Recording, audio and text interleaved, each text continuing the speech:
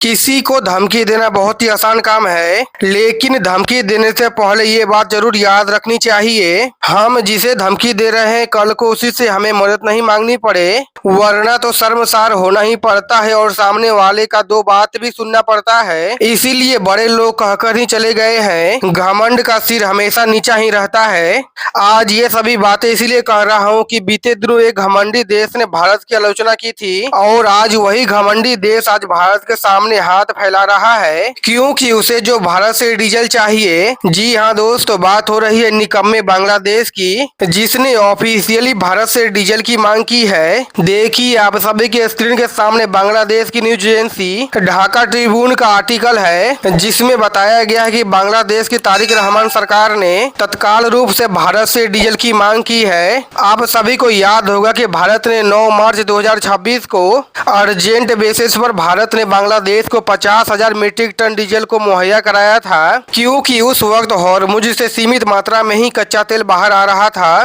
तो उस वक्त भारत ने बांग्लादेश के ऊपर दया दिखाते हुए 50,000 मीट्रिक टन डीजल को दे दिया था, क्योंकि बांग्लादेश में हालात ऐसे बन गए थे कि तारिक रहमान सरकार को पेट्रोल डीजल की कमी के कारण स्कूल बंद करवाने पड़े, सरकारी दफ्तरें हफ्ते में एक बार ही खुलती थी, पब्लिक ट्रांसपोर्ट सेवाएं पूरी तरह से बंद हो गई थी, लोग घर में बैठे थे। ऐसे समय में भारत ने बांग्लादेश को डीजल देकर उसे बर्बाद होने से बचाया था। आज फिर वही हालात बांग्लादेश में बनते जा रहे हैं, जिसे देख एक बार फिर से बांग्लादेश ने भारत के सामने हाथ फैलाना शुरू कर दिया है। आपको बता दूं कि मार्च महीने में जब भारत ने बांग्लादेश को 50,000 मीट्रिक टन डीजल दिया, तब बांग्लादेश ने 50,000 मीट्रिक टन डीजल को और मांगा था। तब भारत ने बांग्लादेश के उस मांग को पेंडिंग में रखा था, क्योंकि भारत को और देशों को भी डीजल देना था। और उसके बाद पश्चिम बंगाल में इलेक्शन भी हुए, ममता गई और शुभेंदु सरकार आई और रोहिंग्याओं को बाहर का रास्ता दिखाया गया, जिसे देख बांग्लादेश के मुस्लिम लोग भारत को गालियां देने लगे,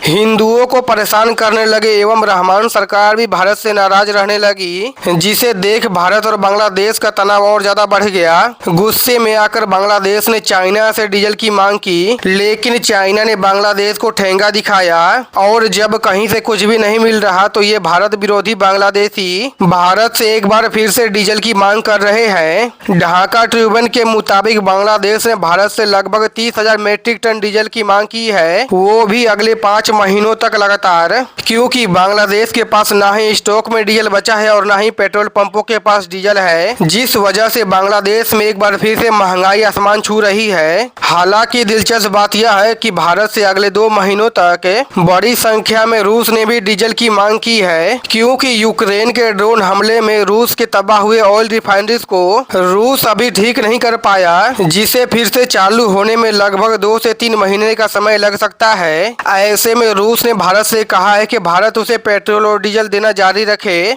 अब यहाँ पर भारत के सामने 2 ऑप्शन है, रूस को पेट्रोल डीजल दो या बांग्लादेश को दो। दोनों देशों को एक साथ तेल नहीं दिया जा सकता है, क्योंकि भारत के और भी खरीदार है, उन्हें भी तेल की सप्लाई करनी पड़ती है और भारत को अपने लिए भी तेल चाहिए होता है। तो दोस्तों ऐसे में आप सभी ही हमें बताना कि रूस को डीजल पेट्रोल देना चाहिए या बांग्लादेश को। सही जवाब आप सभी हमें कमेंट कर जरूर से बताइएगा। और दोस्तों इसी तरह का वीडियो को देखने के लिए आप सभी लोग हमारे चैनल को सब्सक्राइब कर वीडियो को लाइक जरूर से कर दीजिएगा।